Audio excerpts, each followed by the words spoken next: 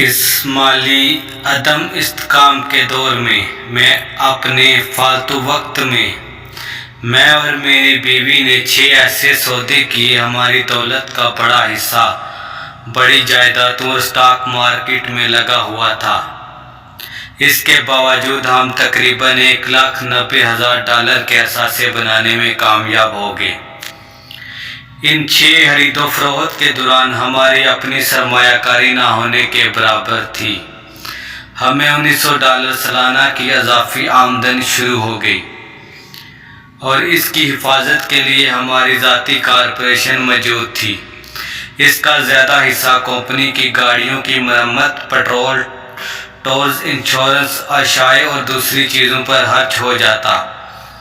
جب تک حکومت کی اس $19,000 پر ٹیکس لگانے کی باری آتی ہے تو اسے پہلے ہی انکم ٹیکس کے قوانین کے تحت مہیا کردہ سہولیات پر خرچ کیا جا چکا ہوتا ہے۔ ملازمت،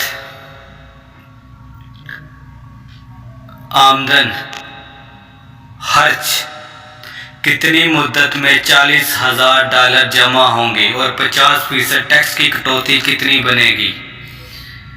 اثاثہ بچت روپیہ پیدا کرنے کی ایک سادہ سی مثال تھی۔ مالی ذہانت کے بل بوتے پر روپیہ پیدا بھی کیا گیا اور اس کی حفاظت بھی ہو گئی۔ آپ اپنے سے سوال کریں کہ $1,90,000 کی بچت کے لیے کتنی مدت درکار ہوگی؟ کیا کوئی بینک آپ کی بچت پر 10% کے حساب سے منافع دے گا، جبکہ پرومسری نوٹ 30 سال تک کارآمد ہے؟ میں تو یہی توقع کر رہا ہوں کہ وہ کبھی بھی مجھے $1,90,000 کی ادائیگی نہ کریں۔ اگر انہوں نے مجھے یہ رقم دی تو مجھے ایک ٹیکس ادا کرنا ہوگا، اور اگر وہ یہ رقم مجھے 30 سال میں ادا کر دیں تو مجھے تقریباً $50 لاکھ کی آمدن ہوگی۔ کچھ لوگوں نے مجھ سے پوچھا کہ اگر وہ ادائیگی سے مکر جائیں تو اس صورت میں کیا ہوگا؟ ایسا ہوتا ہے اور یہ اچھی خبر ہے۔ فینکس کی جائیدادوں کا بازار 1994 سے 1997 تک تمام ممالک میں سب سے زیادہ گرم ہے۔ جو گھر میں نے $60,000 میں خریدا، اسے واپس لے کر میں بآسانی $70,000 میں فروخت کر سکتا ہوں، اور قرض کے انتظام کے لیے $2,500 کی علیحدہ فیس میری جیب میں آتی ہے۔ نئے خریدار کے ذہن میں یہ مالی لین دین اب بھی فائدے کا سودا ہوگا اور یہ معاملات اسی طرح چلتے رہیں گے۔ چنانچہ اگر آپ فوری قدم اٹھانے کے عادی ہیں تو پہلی مرتبہ جب میں نے گھر بیچا میں نے $2,000 واپس کر دیے۔ در حقیقت اس مالی لین دین میں میری ذاتی سرمایہ کاری 0 تھی، جبکہ پرومسری نوٹ پر میری ادائیگی لامحدود مدت کے لیے ہے۔ یہ ایک مثال ہے جس سے تھوڑے پیسوں سے بہت زیادہ پیسہ کمانے کی وضاحت ہوتی ہے۔ دوسرے لین دین میں جب میں نے یہ مکان دوبارہ بیچا تو میں $2,000 اپنی جیب میں ڈال کر قرض کی مدت کو 30 سال تک بڑھا سکتا تھا۔ میرے پرومسری نوٹ کی اس صورت میں کیا اہمیت ہوگی؟ اگر روپیہ بنانے کے لیے مجھے روپیے کی ادائیگی کی گئی، مجھے اس کا علم نہیں، مگر بہرحال یہ $100 ماہانہ کی بچت سے بہتر ہے، کیوں نہ کہ دراصل ہمیں $100 کے بجائے $150 سے شروع کرنا ہوگا۔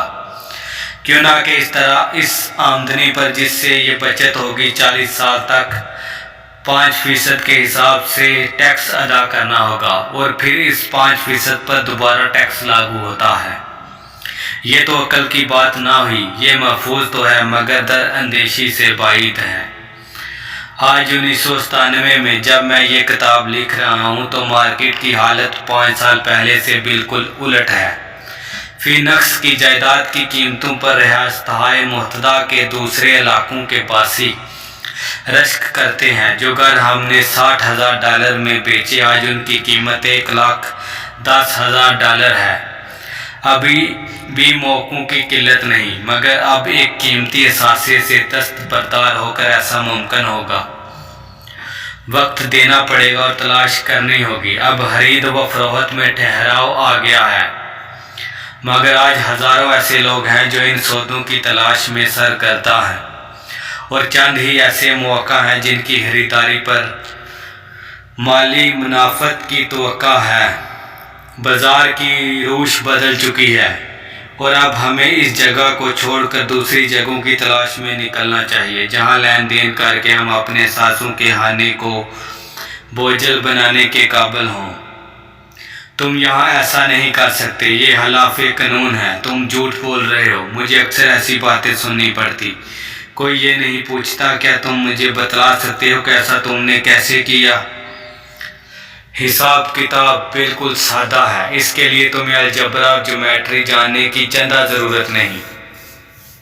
میں نے اس بارے میں زیادہ تفصیل بتانے سے گریز کیا کہ خریداری اور فروخت کے کاغذات تیار کرنا مخصوص کمپنیوں کی ذمہ داری ہوتی ہے، اور وہ اپنے کام سے بخوبی آگاہ ہیں۔ وہی ادائیگی کی دستاویزات تیار کرواتی ہے۔ مجھے مکان کی چھتوں کی مرمت یا غسل کے بند نالوں کو کھلوانے کی بالکل ضرورت نہیں، کیوں نہ کہ خریدار یہ کام خود کروائے گا، یہ ان کا گھر ہے۔ بعض دفعہ کوئی شخص ادائیگی نہیں کرتا، یہ اور بھی اچھا ہے، اس صورت میں دیری کے لیے اس کی رقم میں اضافہ ہو جائے گا، نہیں تو انہیں مکان خالی کرنا پڑے گا، اور مکان ایک بار پھر برائے فروخت بن جاتا ہے۔ عدالت یہ معاملہ طے کرواتی ہے۔ ہو سکتا ہے آپ کے علاقے میں یہ کارآمد نہ ہو، وہاں مارکیٹ کے حالات مختلف ہوں، یہ صرف ایک مثال ہے، اور مقصد یہ ہے کہ کس طرح مالی ذہانت کو بروئے کار لاتے ہوئے تھوڑے سے زیادہ کمائی ہو سکتی ہے، سرمایہ کاری بھی کم ہوتی ہے اور خطرے کا کم احتمال ہوتا ہے۔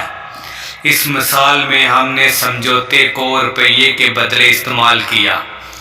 کوئی بھی تعلیم یافتہ شخص اس کام کو کر سکتا ہے، پھر بھی بہت کم لوگ ایسا کریں گے۔ زیادہ تر وہ اسی نصیحت پر عمل پیرا ہوں گے، محنت کرو اور بچت کرو۔ 30 گھنٹہ کام کر کے تقریباً $1,90,000 پیدا کیے گئے۔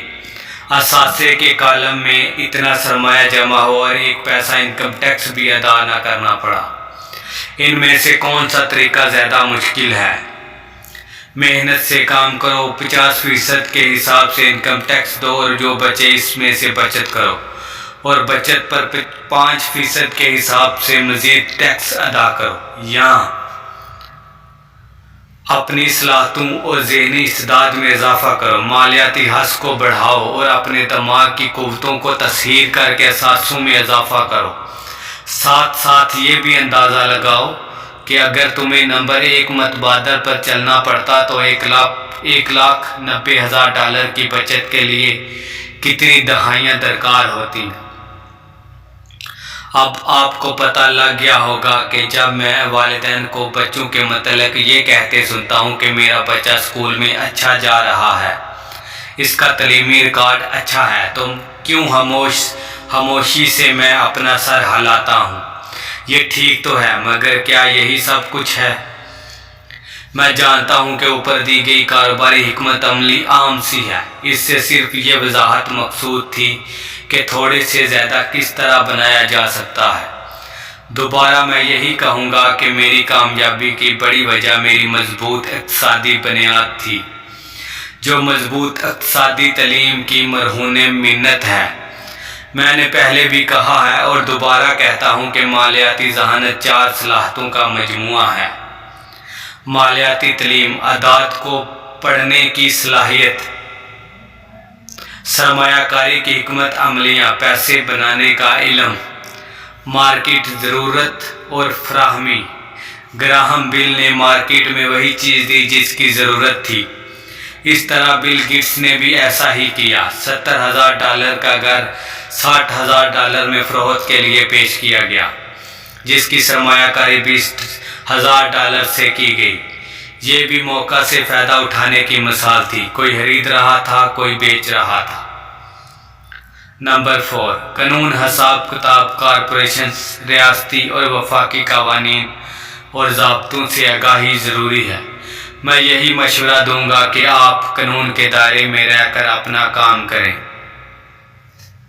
ان چاروں مہارتوں یا اوصاف کے مجموعے سے آپ کی مالی استطاعت کی بنیاد بنتی ہے، جو دولت کے اصول میں کامیابی کے لیے لازم و ملزوم ہے۔ ہوا آپ چھوٹے گھر خریدیں، بڑے فلیٹ خریدیں، کمپنیاں مول لیں، اسٹاک میں پیسے کی سرمایہ کاری کریں، میوچل فنڈ خریدیں، قیمتی دھاتیں مول لیں، بیس بال کے کارڈ لیں یا کوئی اور کاروبار کریں، مالی ذہانت کے بنا آپ کے لیے مال و دولت کا اصول مشکل ہوگا۔ 1996 تک جائیداد کی قیمتوں میں ایک بار پھر اضافہ ہوا اور بہت سے لوگ اس کاروبار میں شامل ہو گئے۔ اسٹاک مارکیٹ میں حصص کی قیمتوں میں اضافے کی بدولت بعض لوگ اس کاروبار میں لگ گئے۔ راستہائے متحدہ کی اقتصادی حالت بہتر ہو رہی تھی۔ 1996 میں نے بیچنا شروع کیا اور اب میرا رخ ناروے، پیرو، ملیشیا اور فلپائن کی جانب تھا۔ سرمایہ کاری تبدیل ہو چکی تھی۔ جائیدادوں کی خرید کا جہاں تک سوال تھا، میں نے یہ کام بند کر دیا تھا۔ میں اپنے اثاثوں کے کالم میں قیمتوں کے بڑھنے کے رجحان کو دیکھ رہا ہوں اور شاید سال کے آخر تک دوبارہ فروخت شروع کر دوں۔ اس کا اس بات پر بھی دار و مدار ہے کہ کانگریس میں شاید کچھ نئے قوانین منظور ہو جائیں۔ میرا اندازہ ہے کہ میرا ان 6 گھروں کا سودا بکنے لگا اور 40,000 کا پرومزری نوٹ نقدی میں تبدیل ہو جائے گا۔ مجھے چاہیے کہ جلد از جلد اپنے اکاؤنٹنٹ سے رابطہ کروں کہ وہ زر نقد کی وصولی اور اسے پناہ فراہم کرنے کی تیاریوں میں مصروف ہو جائے۔ جو بات میں آپ کے ذہنوں میں ڈالنا چاہتا ہوں وہ یہ ہے کہ سرمایہ کاری ہوتی ہے، نہیں بھی ہوتی۔ مارکیٹ میں اتار چڑھاؤ آتا رہتا ہے، اقتصادی بہتری ہوتی ہے اور بعض دفعہ خسارہ بھی ہوتا ہے۔ زندگی روزانہ آپ کو کامیاب مواقع فراہم کرتی رہتی ہے۔ یہ ہماری کوتاہی مبنی ہے کہ ہم انہیں پہچاننے سے قاصر رہتے ہیں۔ وہ موجود ہوتے ہیں اور جو زمانہ بدلتا ہے نئی ایجادات سامنے آتی ہے، اتنے ہی مواقع زیادہ ہوتے ہیں اور ان سے فائدہ اٹھاتے ہوئے آپ اپنا اور اپنے خاندان کا مستقبل آنے والی کئی نسلوں تک محفوظ کر سکتے ہیں۔ پھر وہی سوال اٹھتا ہے کہ ہم اپنی مالی استطاعت میں کیوں اضافہ کریں، اور پھر آپ ہی اس سوال کا جواب دے سکتے ہیں۔ میں جانتا ہوں کہ میں اپنے علم میں کیوں اضافہ کرتا رہتا ہوں، کیوں ایسی حیثیت کی نشوونما پر خاص توجہ دیتا ہوں، کیوں نہ کہ مجھے پتا ہے کہ آنے والے دور تبدیلیوں کا دور ہے۔ میں ماضی سے چمٹے رہنے کے بجائے تبدیلی کو ترجیح دیتا ہوں۔ میں جانتا ہوں کہ مارکیٹ میں اتار چڑھاؤ آئے گا۔ میں اس لیے مالی ذہانت تو بڑھا رہا ہوں کہ جب بھی مارکیٹ میں تغیر و نما ہوگا اور کچھ لوگ اپنے گھٹنوں کے بل گر کر نوکری کی بھیک مانگیں گے، جبکہ دوسرے لیمو اکٹھے کرنے میں لگے ہوں گے، اور ہم سب بھی کبھی کبھار لیمو سے استفادہ کریں گے۔ لیمو یہاں بطور استعارے کے استعمال ہوا ہے، جس کا مطلب ہے وہ فائدہ اٹھائیں گے اور انہیں کروڑوں میں بدل لیں گے۔ یہ مالی ذہانت ہے۔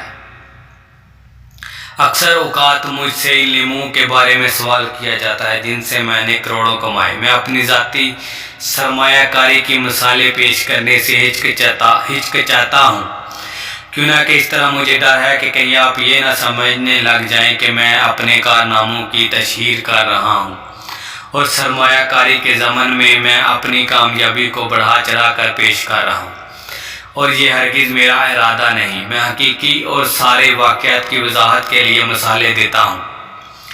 ان مثالوں سے میں آپ پر یہ ثابت کرنے کا ہوا ہوں کہ یہ اتنا مشکل نہیں، یہ اور بھی آسان ہو جاتا ہے جب مالی ذہانت کے 4 اصولوں سے آپ کی شناسائی ہو جائے۔ ذاتی طور پر اپنی آمدنی بڑھانے کے لیے میں 2 طریقوں پر عمل کرتا ہوں: جائیداد اور ہلکے پھلکے اسٹاک کا اصول۔ جائیداد کو میں بنیادی طور پر استعمال کرتا ہوں۔ دن رات میری جائیدادیں کیش فلو مہیا کرتی ہیں، اور کبھی کبھار ایسا بھی ہوتا ہے کہ کوئی جائیداد خاص منافع دے جاتی ہے۔ اسٹاکس اور شیئرز کو میں آمدنی کے فوری حصول کے لیے بروئے کار لاتا ہوں۔